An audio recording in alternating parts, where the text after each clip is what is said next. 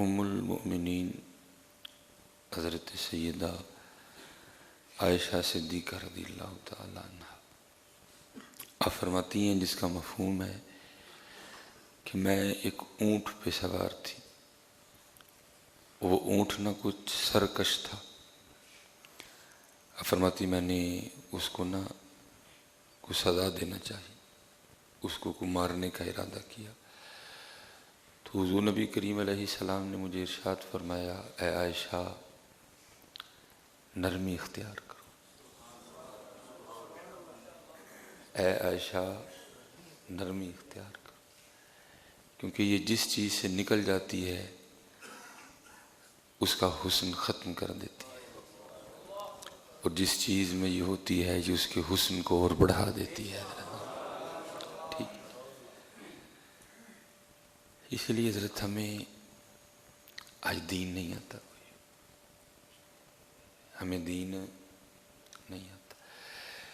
رات کو ہمارے پروگرام تھے اور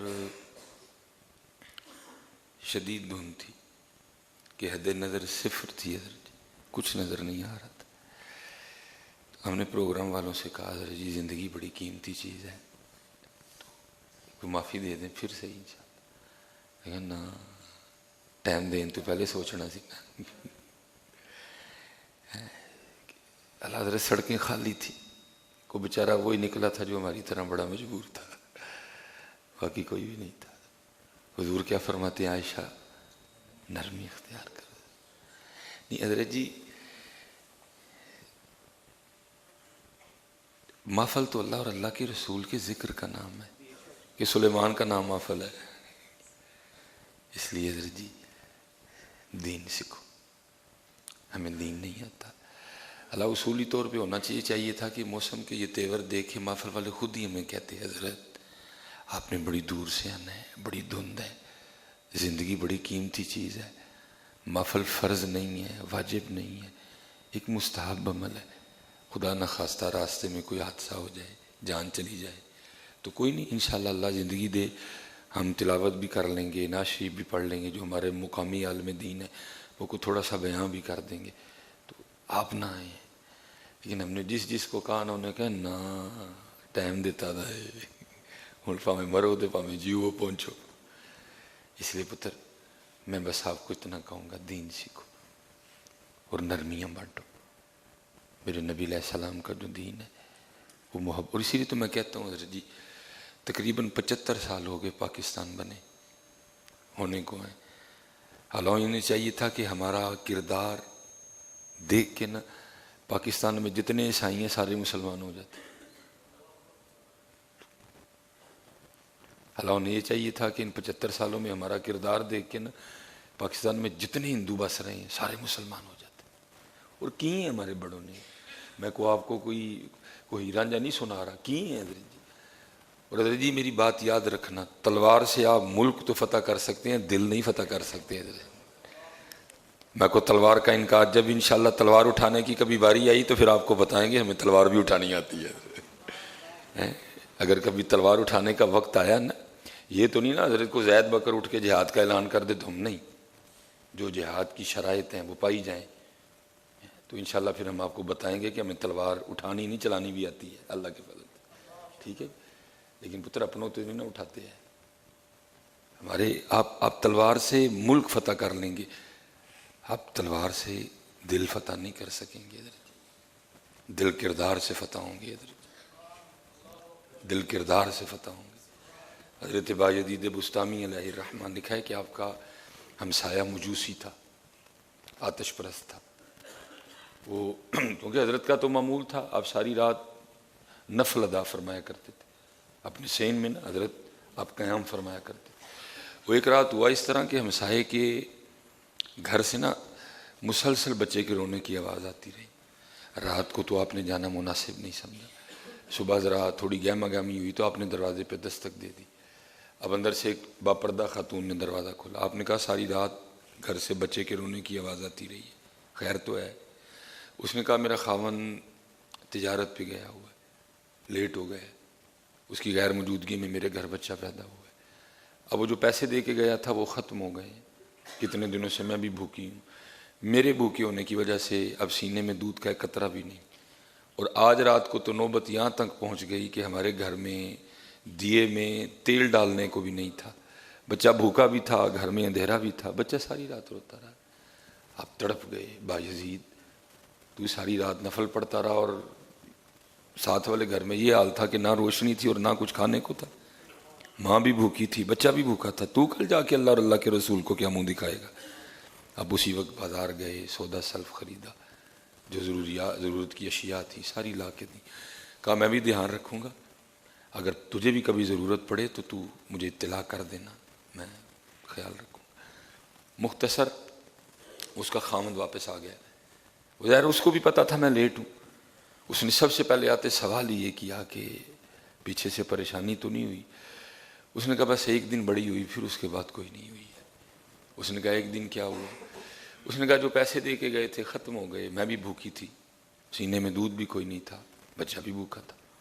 اس رات تو یہ ہوا کہ جو دیا تھا اس میں تیل ڈالنے کو بھی تیل موجود نہیں تھا.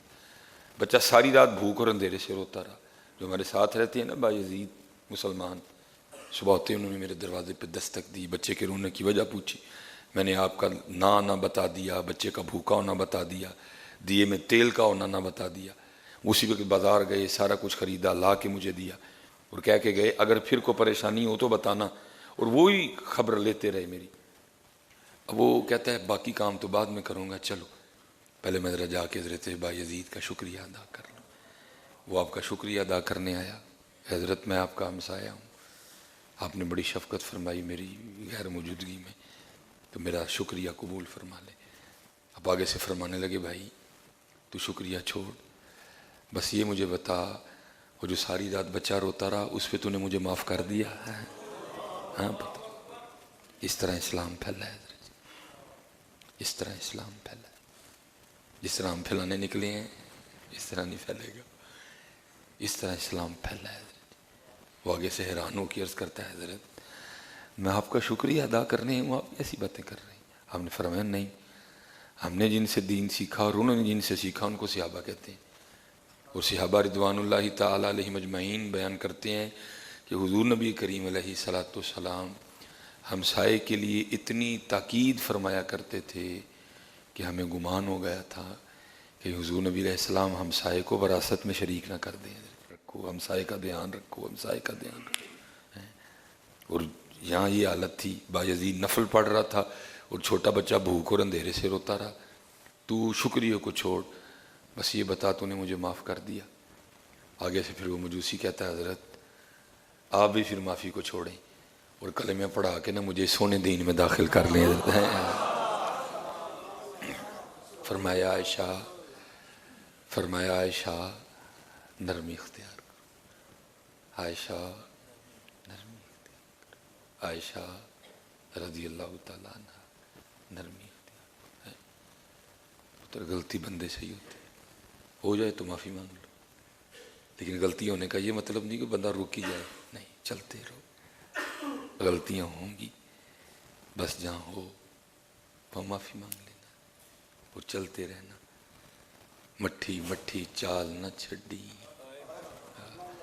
لوگوں کی باتوں سے کبھی دل چھوٹا نہ کرنا.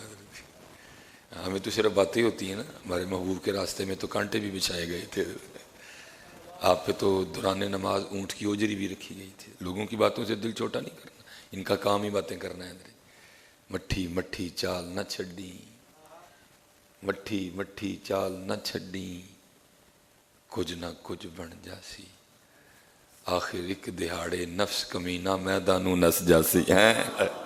ان کا کام ہی ہے تو چلتا رہنا, تو چلتے, ان کا کام ہی ہے, ان کا کام ہی ہے, تو چلتے رہنا, چلتے رہنا, بس تو چلتے رہنا, تو چلتے رہنا ہے. اور اس وقت حضرت کی ضرورت ہے پاکستان کو کہ وہ جو حضور نبی علیہ السلام کا دین ہے نا وہ پھیلایا جائے, ساڈے والا نہیں, حضور کا دین جو ہے, جو حضرت ابو بکر والا دین ہے, جو حضرت عمر والا دین ہے, جو حضرت عثمان والا دین ہے, جو مولا مشکل کشا والا دین ہے, جو حضرت حسنین کریم والا دین ہے, اس کو پھیلایا جائے, اس کو پھیلایا جائے. لیکن پتر پھیلائیں گے تو تب نہ جب اس کو خود سیکھیں گے. اس کو سیکھو حضرت جی، پھیلاؤ حضرت جی. آج دین نہیں آتا، آج بے یقینی ہے. اب سودا کرو اپنے اللہ سے.